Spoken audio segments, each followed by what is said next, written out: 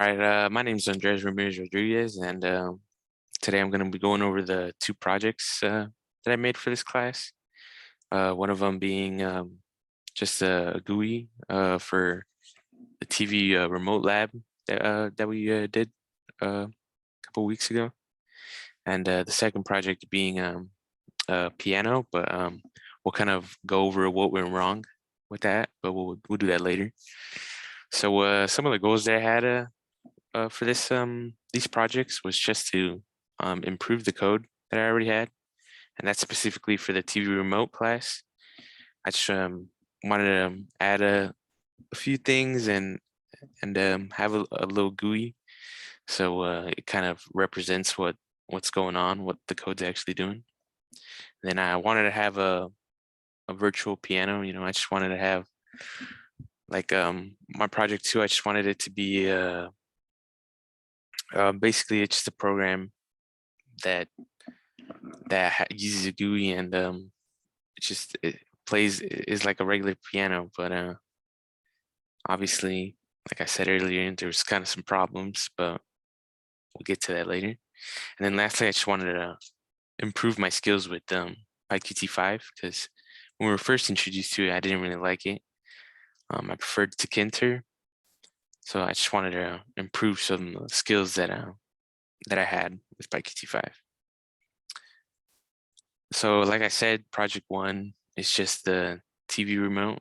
So let's take a look at that. So in order to run project one, you just go to the main file. It's kind of blocking it, but the main file. And then just run it.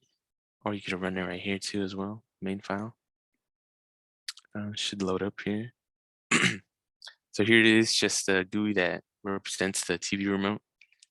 And right now, because it's off, nothing works. So like none of these buttons work right here.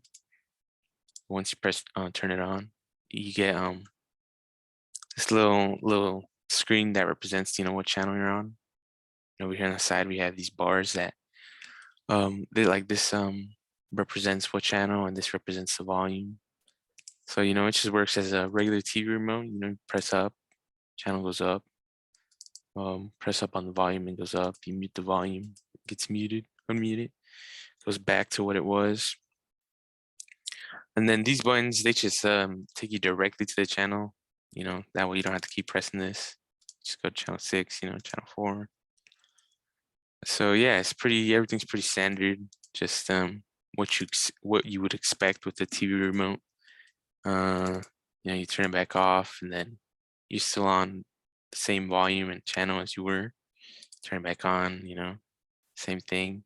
If you mute the volume and then you go down, it unmutes itself and the volume goes down. And it's the same thing if you like mute it and then go up, volume goes up. So yeah, it's pretty standard TV remote GUI that I made, just to showcase the code that's going on in the background. For project two, as I said, it's just piano, and there were some problems with this. So we'll go ahead and run it. Just go to the main file and run it.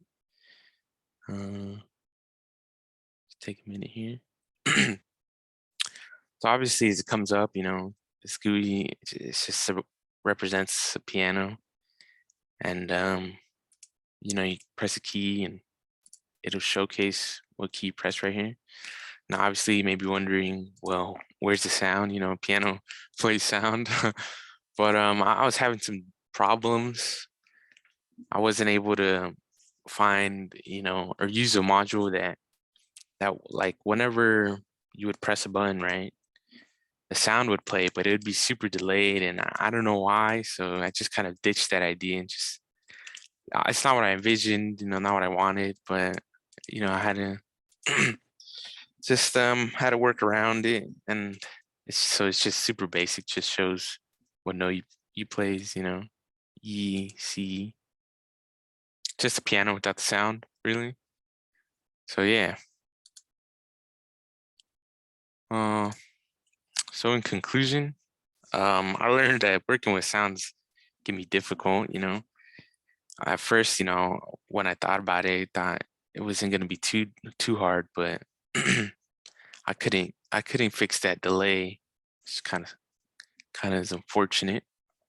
Then I kind of learned it's like a real world example, and that's when I was working with the piano and I thought about it, and it's like, I had all these audio files, like, a real app, probably wouldn't work that way because I feel like that'd be too much for, the user to download for an app. So that's why, I was kind of wondering on how they apps like that work, at least I assume that they don't have all these, audio files that you have to download once you download the app or whatever. And then secondly, I learned that PyQt5 isn't that bad. At least I hit on one of my goals. Honestly, now that I've worked with it even more, I think I prefer it over Tkinter. It really isn't that bad. It's like once you get used to it, it's pretty good. And then lastly, I learned that you really should document as you go, and that's kind of obvious, but when I was working with these projects, I just kind of, it was like an afterthought really. Once I was finished, I was like, like, I kind of forgot to add my type hinting and my doc strings and everything. So yeah, just got to document as you go. Would have made life easier. But yeah, that's all I got. So thank you for watching, and hope you enjoyed.